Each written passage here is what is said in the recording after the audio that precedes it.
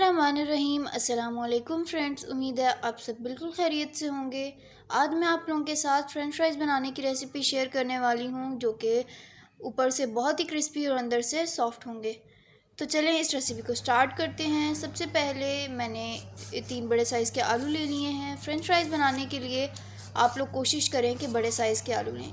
अब मैं इन्हें पील ऑफ़ कर लूँगी एक पोटैटो पीलर की मदद से। तो जल्दी जल्दी इन्हें पील ऑफ़ कर लेते हैं। तीनों आलूओं के मैंने यहाँ पे छिलके उतार लिए हैं, तो जल्दी से इन्हें कट कर लेते हैं। लंबे साइज़ में इन्हें कट करेंगे क्योंकि चिप्स लंबे साइज़ में ही अच्छे लगते हैं। अब मैं इन्हें चिप्स की साइज़ में कट कर लूँगी।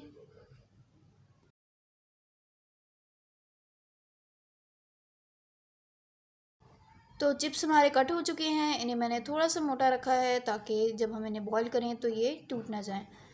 चिप्स मैंने कट कर लिए हैं, तो अब मैं इन्हें अच्छी तरह वॉश करूँगी 2 से 3 बार पानी के अंदर, ताकि इनका सारा स्टार्च रिमूव हो जाए। स्टार्च रिमूव करने के बाद 2 से 3 बार वॉश करने के बाद अब हम इन्हें थोड़ा सा बॉईल करेंगे। साथ ही मैं इसमें हाफ़ टी स्पून नमक शामिल करूँगी और अब इन्हें बॉईल होने देंगे।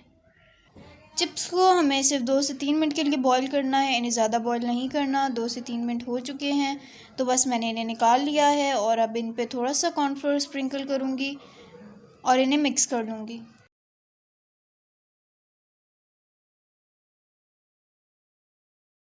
दूसरी साइड पे मैंने ऑयल गर्म होने के लिए रख दिया था, तो ऑयल गर्म हो चुका है। अब मैं इसमें थोड़े थोड़े करके अपने चिप्स शामिल करूँगी।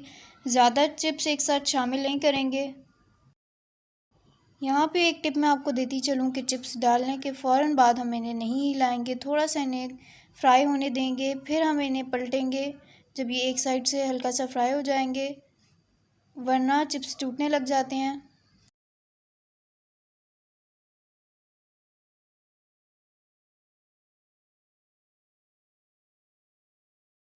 चिप्स पे फ्राई होने के बाद लाइट गोल्डन कलर आ गया है, तो बस अब इन्हें निकाल लेते हैं।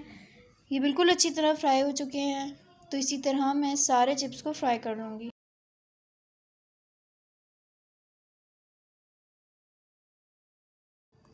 इसी तरह तमाम चिप्स मैंने फ्राई कर लिए हैं। तो यहाँ पे आप इसके ऊपर नमक या चाट मसाला डालकर इसे एंजॉय करें।